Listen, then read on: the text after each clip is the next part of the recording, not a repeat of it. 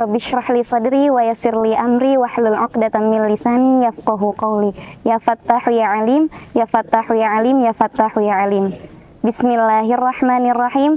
Assalamualaikum warahmatullahi wabarakatuh. Alhamdulillah, alhamdulillahi rabbil alamin, wabihi nasta'in, wa ala umurid dunya waddin. Assalatu wassalamu ala ashrafil anbiya'i wal mursalin, wa ala alihi wa sahbihi ajma'in, amma ba'du.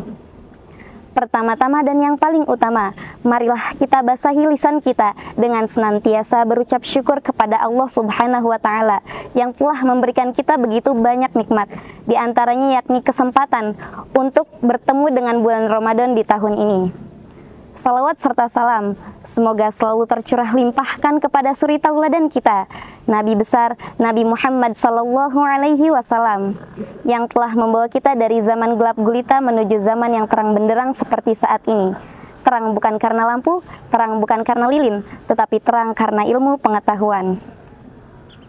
Baiklah teman-teman, dimanapun kalian berada, saat ini kita boleh saja berada di tempat yang berbeda-beda, namun kita semua hidup di era yang sama, di zaman yang sama, di mana kita sekarang sedang hidup di era digitalisasi, di era modern. Kita hidup di fase di mana teknologi berkembang begitu pesat. Terjadi perubahan sosial dan juga transformasi budaya. Dan hal-hal ini tentu saja sedikit banyaknya merubah tatanan kehidupan manusia. Maka sudah menjadi hal yang lumrah seringkali kita menemukan fenomena-fenomena yang tidak pernah terjadi sebelumnya. Kita seringkali menyaksikan banyak berseliweran berita dan informasi-informasi di media sosial yang belum terverifikasi kebenarannya. Juga tersebarnya video-video, film-film yang sepatutnya tidak ditayangkan.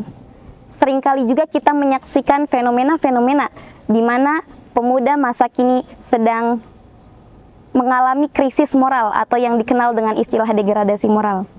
Pertanyaannya, lantas apa yang harus kita lakukan? Bagaimana cara kita menyikapi hal-hal tersebut? Karena mau tidak mau, kita harus bersinggungan dengan tantangan-tantangan tersebut.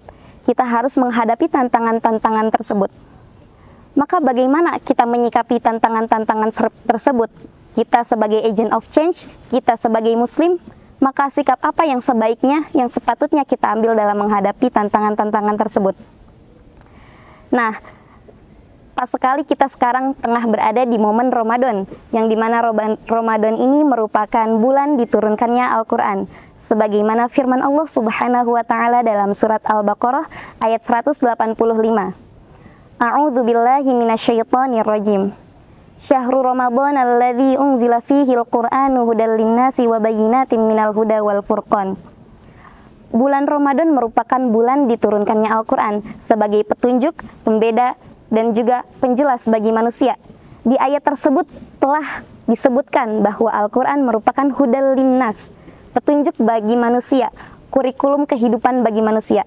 Maka dalam menghadapi tantangan-tantangan yang tadi disebutkan, semua jawabannya sudah terdapat di Al-Quran. Semua kunci jawabannya bisa kita temukan di Al-Quran.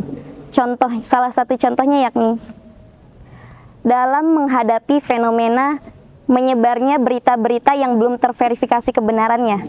Maka bagaimana cara kita menyikapi hal tersebut? Jawabannya sudah terdapat di dalam Al-Quran, tepatnya di surat Al-Hujurat ayat 6. A'udzu billahi minasyaitonir rajim. Ya ayyuhalladzina amanu in ja'akum fasikum binaba'in fatabayyanu an tusibu qauman bijahalatin fatusbihu nadimin. Wahai orang-orang yang beriman, jikalau datang seseorang kepada kalian membawa suatu berita, maka periksalah dengan teliti berita tersebut. Jangan sampai kamu memberikan suatu musibah kepada suatu kaum dan kamu menyesal. Ayat tersebut mengajarkan kita untuk bersikap kritis dalam menerima suatu berita. Maka ketika di lapangan kita menemukan banyak berita berseliweran, jangan sampai kita menelan berita itu bulat-bulat secara langsung. Tapi apa sikap yang harus kita lakukan? Kita harus mencari tahu kebenaran berita tersebut. Sumber-sumbernya apakah valid? Kemudian ketika kita sudah tahu bahwa berita tersebut benar dan terverifikasi, maka kita baru bisa menyebarluaskannya di media sosial dan di kalangan masyarakat. Begitupun halnya dalam menghadapi tantangan-tantangan lainnya. Semuanya sudah ada kunci-kuncinya dalam Al-Quran. Prinsip-prinsip etika yang kuat semuanya bisa kita dapatkan dalam Al-Quran.